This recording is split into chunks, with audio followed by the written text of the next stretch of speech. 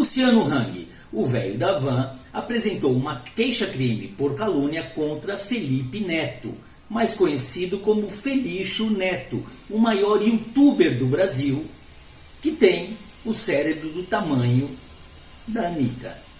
E perdeu. E perdeu por quê? Porque ele deu o azar do processo cair nas mãos de um juiz esquerdista comunista. E não tem o menor problema em esconder isso de ninguém. E o velho da van diz que, com um viés altamente de esquerda, foi parcial no caso e que vai recorrer da decisão. O juiz em questão é Rubens Roberto Rebelo Casara, que é casado com ninguém menos que Márcia Tiburi. E isso já diz muito. Quem é Márcia Tiburi?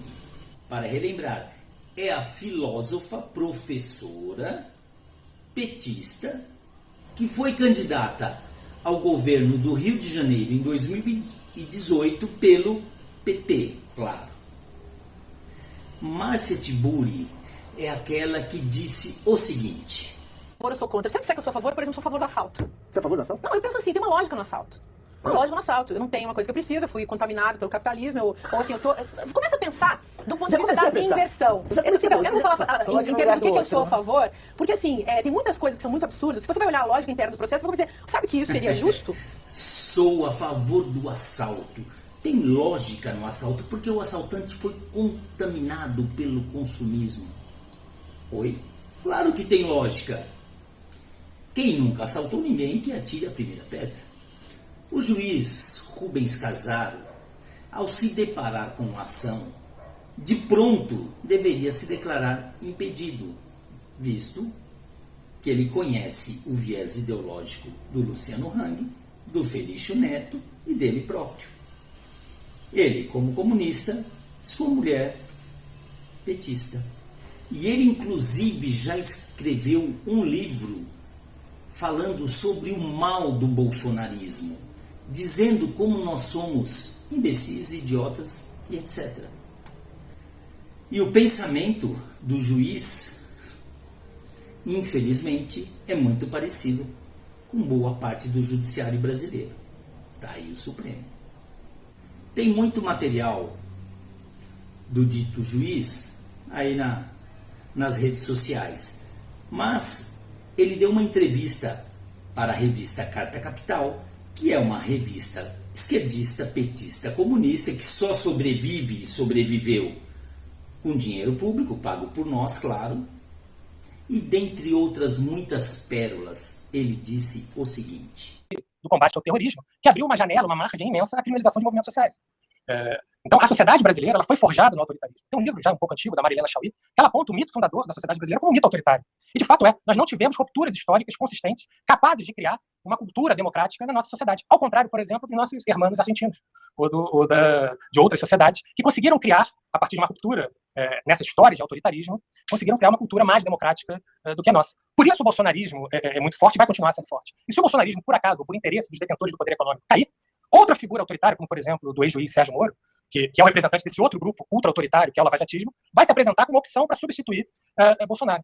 E o que é mais grave, se por acaso não for o Bolsonaro, não for o Moro, ou não for um representante desse ultra-autoritarismo, vai ser alguém do neoliberalismo clássico, que vai se apresentar como opção preferencial para substituir Bolsonaro. Se nós não mudarmos essa lógica, essa maneira de ver, não terá opção. Nós vamos ficar brincando de substituir um ultra-autoritarismo neoliberal por um neoliberalismo cool, como, por exemplo, aquele que Fernando Henrique colocou em prática antes do governo Lula. O que você acha pior, o lavajatismo ou o bolsonarismo? O lavajatismo é um bolsonarismo de terno e gravata. Talvez esteticamente seja mais feio, ou mais distante da população.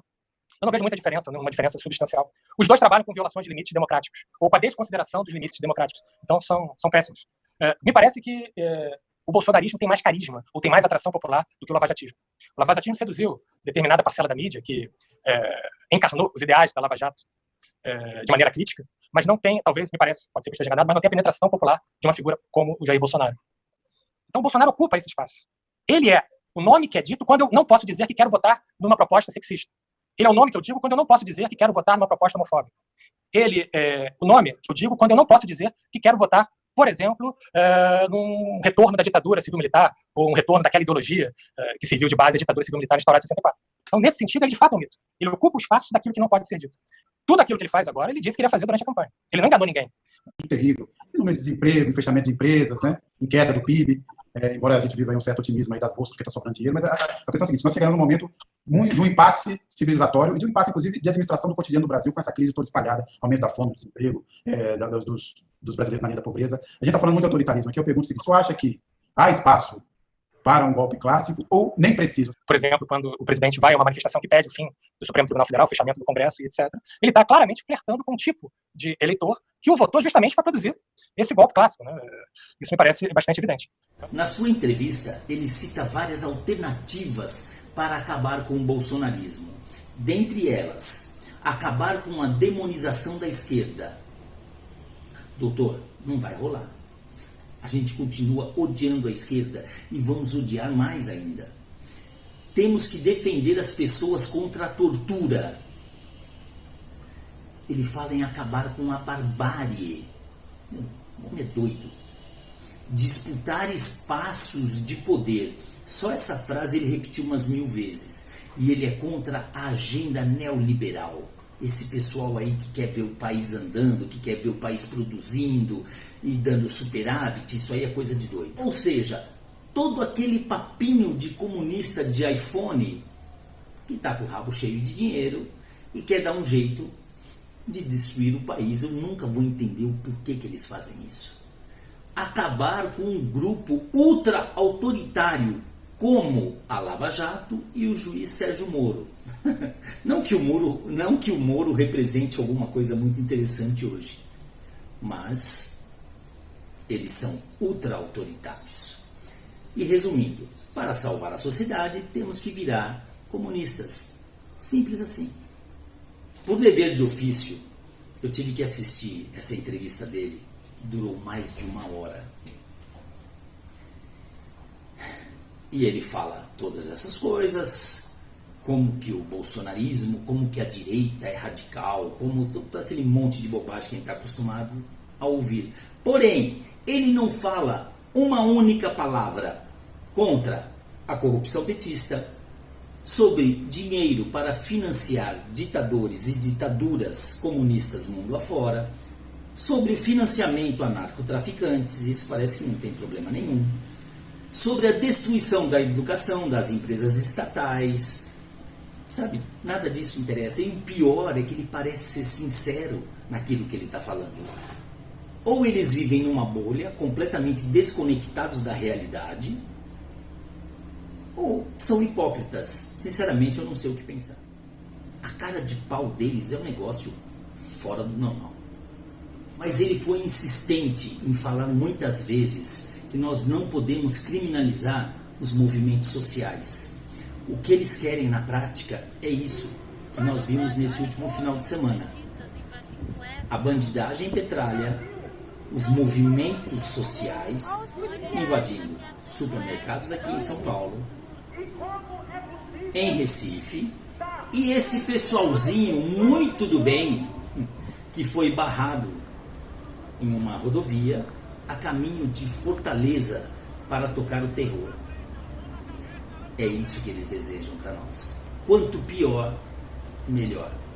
Olha o tamanho dessa comitiva. Essa é a militância esquerdista descarada de parte do judiciário brasileiro. Aí o Supremo rasgando as leis e a Constituição todo santo dia.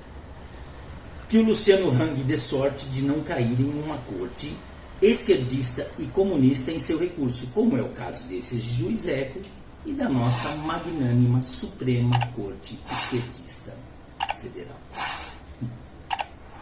Um abraço, até a próxima, se inscreva no canal.